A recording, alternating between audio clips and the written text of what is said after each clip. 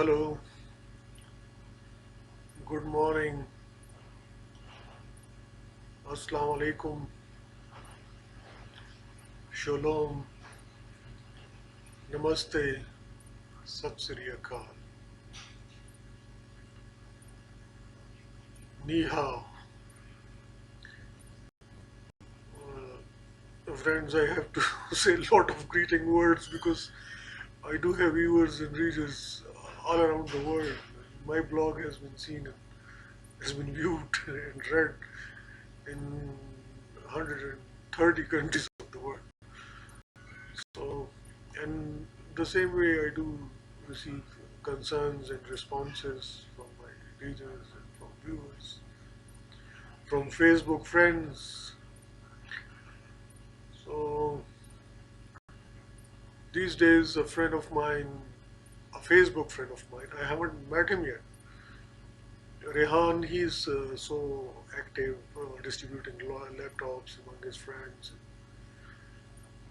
trying to eradicate poverty and ignorance through his own way of doing things. So I can help him in a way that ignorance is of different levels, of different standards. So the things which I know, I can express my opinions regarding his concern, and by this way I can help educate others too. So he was asking about the priority of leadership. And the simple answer to it is that priority list is there in the constitution for every leader of Pakistan, whether he's in power or out of power. And, all the priorities, including fundamental rights of the people, are clearly mentioned there. And if are being acted upon, I mean, if a leader acts accordingly and his party, his team, then that will definitely improve the lot of the people of Pakistan. Uh, his lot to be improved because once the country is stable, the leaders are secure and everybody is fine. Say, for example, there are clauses concerning overexploitation, end to overexploitation, and fundamental rights, especially that the clause dealing with protection of property rights, right of life, right of movement, freedom of expression, and freedom of movement, and that your economic and other civil and political rights are guaranteed by the Constitution of Pakistan. So once a leader conforms with all this and his party program, so not only it will bring political stability to Pakistan, but it will improve its economy too, because welfare clauses, if fully implemented, government has to make big projects to provide jobs to the people. Once the people are having jobs at large scale, and those who are unemployment are victim of unemployment, if some sort of unemployment allowance is there, like Great Britain, like USA, so then everybody will be having purchasing power. Everybody will be having money in their pockets, so they will be able to buy agricultural and industrial products. This way, the economic cycle will start running, and economy will be in a better shape then. Government will definitely collect taxes when the economic activity is being generated. The government also benefits from it. So by this way, I mean, we don't have to fix or two or three priorities. We are having a list of priorities from defense to foreign policy to domestic policies to economy. All is responsibility of leadership. And then to the question that what type of leadership, so uh, in many of my articles I had written it clearly that quest of dominance, quest for dominance is much greater in a dictator than others. So if a group of dictators, I mean one party rule or a one man rule is there, that quest for dominance is never confined within the territories of a state. The dictator or group of dictators, in case of one party rule, they try to dominate their neighboring states. They do have expansionist tendencies because it's a psychological phenomenon that dictator is a dictator and he never gets satisfied with the limited territory which he or she has. I mean, a woman can be a dictator, anybody can. Though very few, I mean, there are very few examples in the world of women rulers. We were having Benazir Bhutto. If you, I mean, the experts can say that she was somewhat dictatorial in a sense that her party, there was no election within the party, and like all other parties of Pakistan, there were also, she was also head of mafia, a political mafia, we can safely say. So, such type of priorities of a person as an individual leader, the one who is planning to be in politics or whatsoever, his concept shall be clear about such things that if he is having dictatorial tendencies, he is not going to be, he or she is not going to be welcomed by the people of Pakistan because they always reject dictatorship. And of course, international community also does not appreciate such people.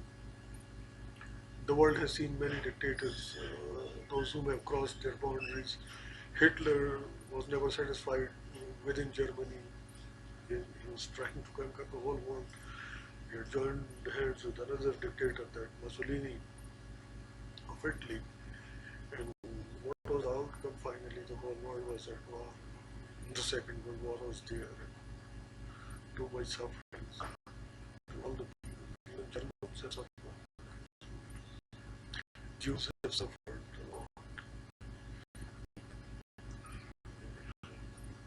It means that a person with psychological disorder takes over power, then he or she becomes a problem for not only for his own countrymen but for the rest of the world too. So, what can be done in this respect is that the parents shall take the responsibility and they shall treat their children well. So, when they grow up, they become a good citizen of Pakistan or of any country in the world. Then the society at large has a responsibility to disguise such elements which are having dictatorial tendencies, the individuals, especially the groups, especially. So, by this way, this menace can be controlled. In a nuclear world, dictatorship is too dangerous. Any dictator gone mad can, uh, of a nuclear power, can do anything which one can imagine. Like, present, in brief, in present world, dictatorship is not acceptable to anyone because of the risks involved in it. So it is my humble advice to everybody that those who are already in politics and those who want to be in politics, they must be very careful in their attitude. They must be very democratic, must be very tolerant, must be very knowledgeable. So I hope that the concern of Rehan has been addressed, and then there were certain other concerns regarding my MDMA status these days as an off-duty monitoring officer. So I'm still without salary, and there is the fact is that I had done my duty. The 15th of November, I was deputed here in the German court. The 15th of November 2013, and I did my duty till that day. And when that my deputation date was ended here, I went to head office. I was asking for further orders, and nobody was willing to do that. The director has told me that the project has been ended. A notice has been served that 59 employees of VHR project are no more required. Their contracts are being ended because the project has been ended. And I was so happy that I could. Obviously, I'm not from the class where people are dependent on jobs. So that was I had accepted that post upon the orders from Governor KPK, and it was a risky job.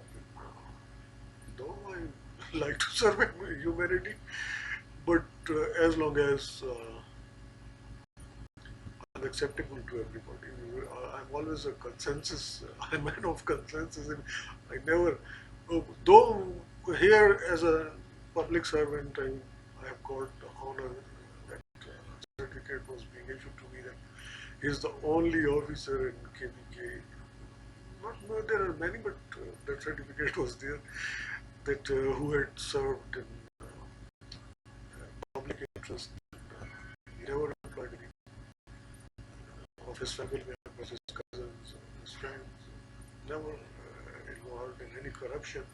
That certificate is a big honor, and that is there in my file. And why there was an uprising type of thing in FDMA. So because as a monitoring officer, I have to observe everything. My personal observance, my personal observations, plus the complaints from public, from IDPs, all was taken seriously by myself. And what monitoring officer do? He observes everything. He talks to everybody, and if there are complaints, then he makes a report, and then recommendations accordingly. So there was a complaint regarding corruption in Hangu, and of course I had to make a report on it, and then some recommendations like inquiry and all that. I do not take immediate decisions regarding removal of anybody. And so that was the case that the doing of duty. I mean, those who are that corrupt mafia, they had told me that we don't want your education, we don't want your honesty, and there was sort of resistance. There are 2 or 3 people, not more than that, but one among them was armed, and 2 or 3 among them had weapons. So I laughed it off, and when they have tried to make up a call with me. So on 4th January, when I entered in my office building, that problem was there. At the gate of it, they have tried to. They are lower rank employees. My officer friends are almost with me, but in Pakistan, that the weapons speak louder than anything else. So I had tackled them intelligently and not only saved myself but my colleagues too, because corruption mafia, they can resort to shootouts and everything. And finally, they were pacified, and I went there many times. But then that each director general was almost horrified or what of this situation because he was threatened by them. And, so they were unwilling to extend my deputation further. So that is still, I mean, is not being extended by anybody. I had written emails to the director generals. Two or three of them are being changed during this course of time from December 31 to 31st till today. Three of them are being transferred, but nobody is willing to extend them in my contract. So much so that they are unwilling to respond to me on internet of my emails.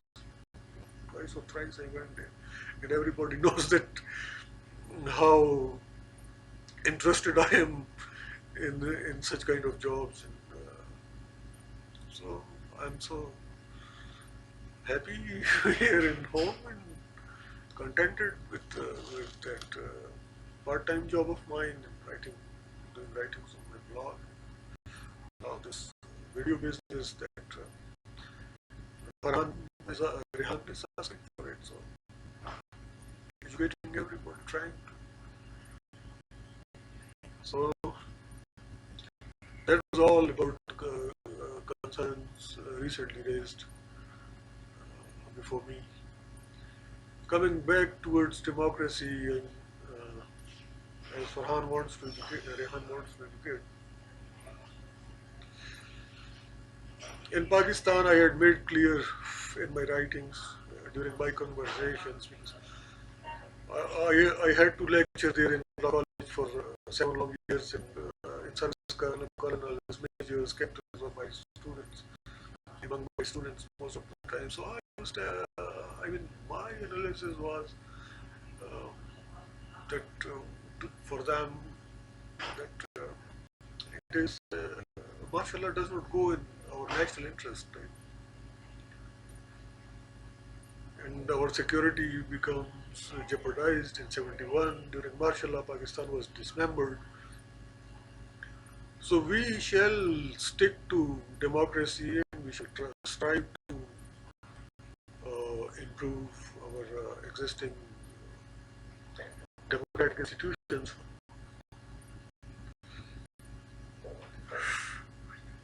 And I honestly believe in all this. I mean,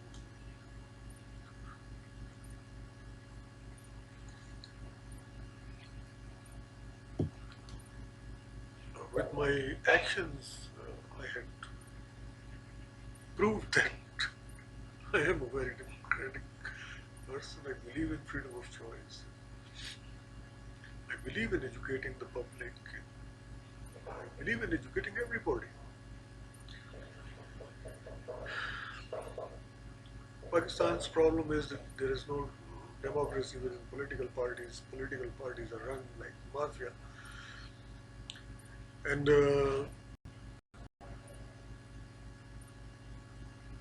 what mafia, you see that,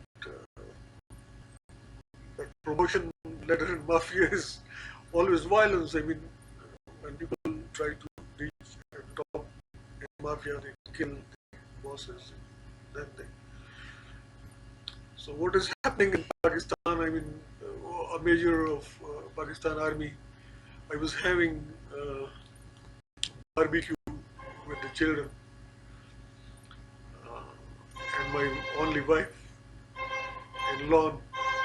When the call came that Bibi is martyred, I must investigate into it.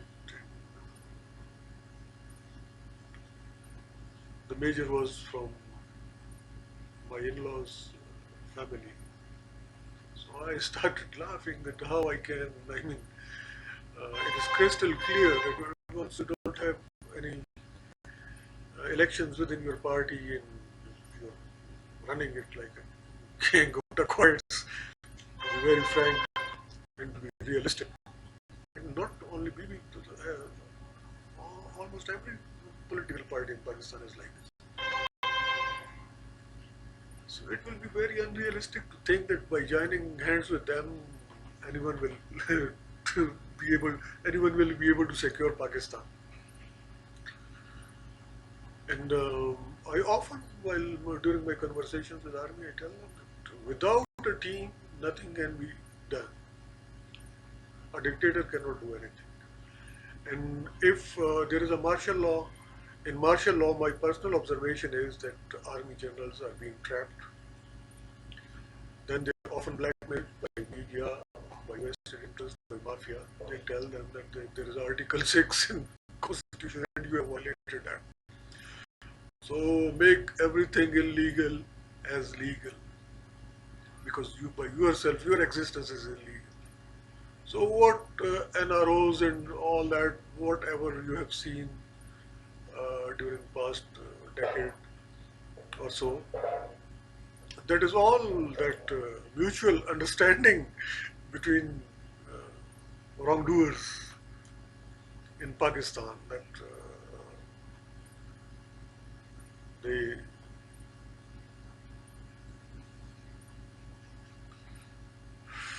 agree to certain waivers to each other regarding they do compromise our rule of law, the cherished principle which is there in our constitution. And finally, sometimes the dictators by themselves they meet a bad end because our people they don't like martial laws, they don't like dictators. Besides, the technical aspect of the whole issue is the army is being pitched against the people. How we can confront the enemy at our borders. Though I do not believe in animosity with any country, even with India, I want good relations, but India is also a developing country. They do have a radicalized leadership, and they're doing too many bad things in Kashmir. They should not have done that. And they should realize that we have large borders, and we Pakistanis, Indians, and Afghans, our borders are too long. I mean, that natural division is not there. Historically, Afghanistan, Pakistan, and India, they were same country. Because of the fact that divisions are not possible, the borders are too long, and so natural division is not possible. Then people are having same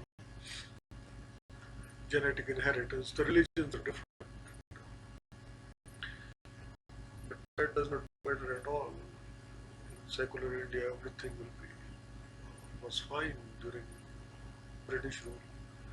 Sometimes that communal hatred, that all leaders of low caliber, they used to ignite that hatred to get support, to increase their vote bank.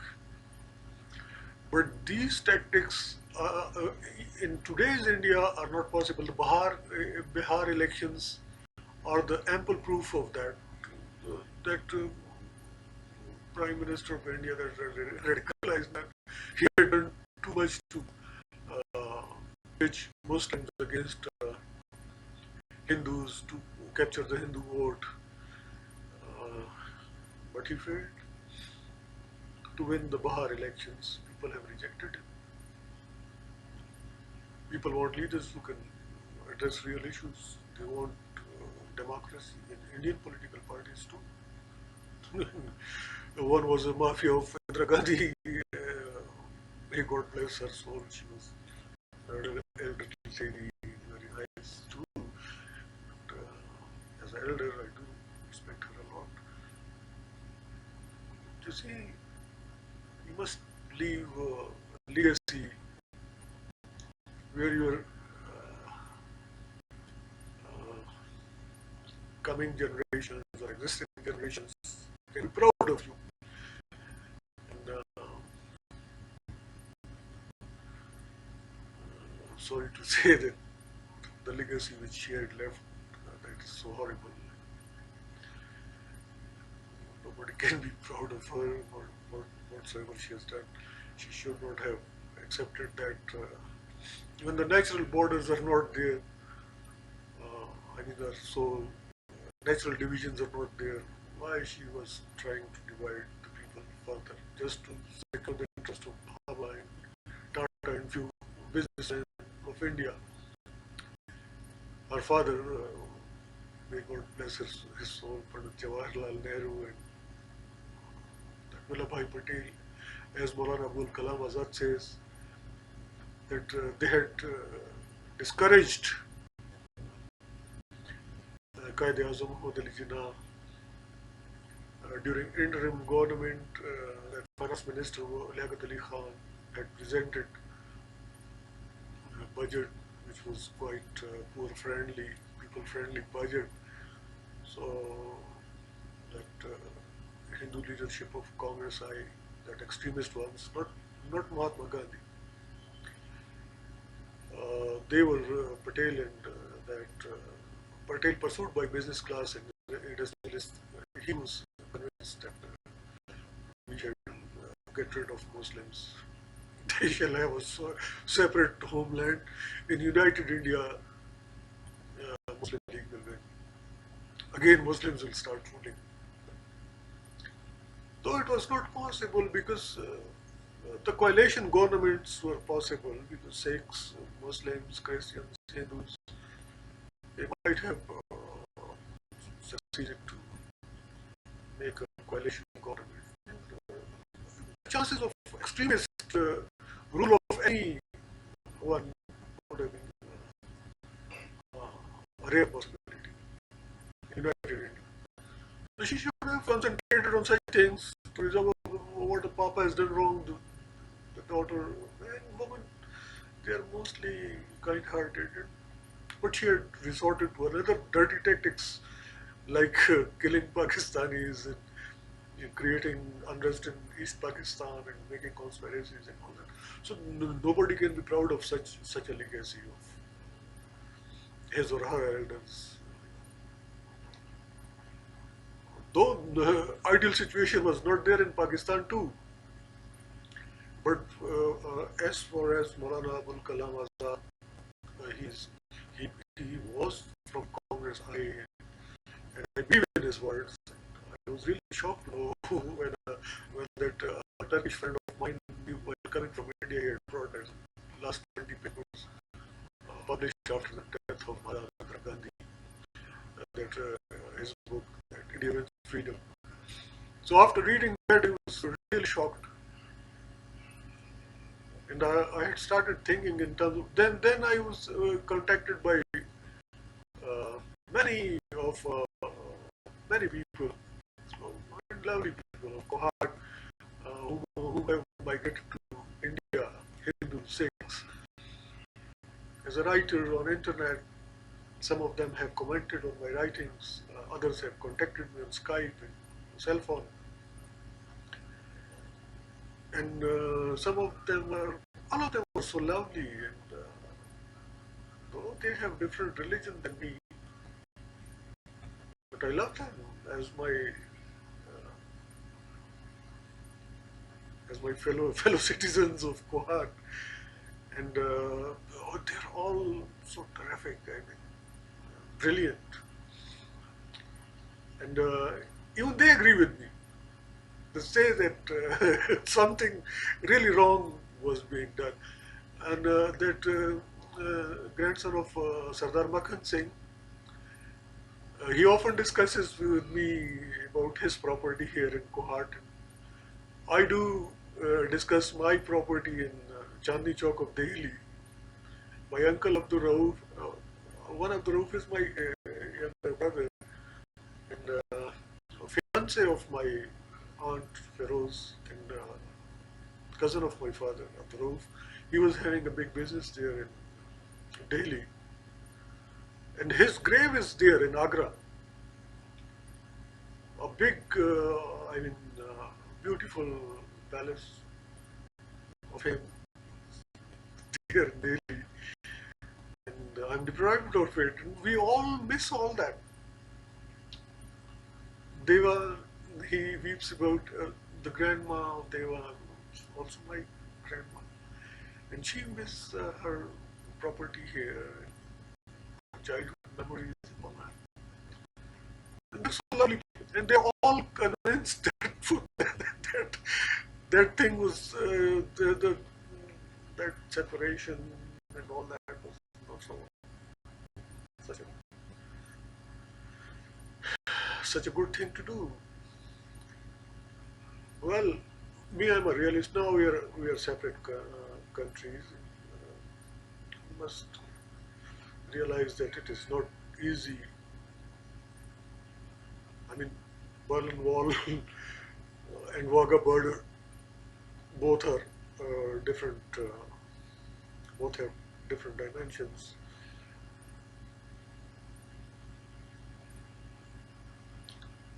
That so much hatred was not there among the Germans of East Germany and West Germany. But here, three wars are being fought between India and Pakistan. And now it is really three major wars, and what else they're doing to each other, the whole world knows. So it is really difficult to. The thing which, once the normalization is there, what is possible is that we can have that European Union type of integration as independent countries. We can do trade. We can have good relations with each other. But that will take time, probably. There is no harm in floating this idea in the larger interest of humanity, just to avoid another fourth war between India and Pakistan. We must start thinking on these grounds. And this is what I am, Mr. Rehan. I mean, uh, obviously, everybody who is interested in such things will be seeing that.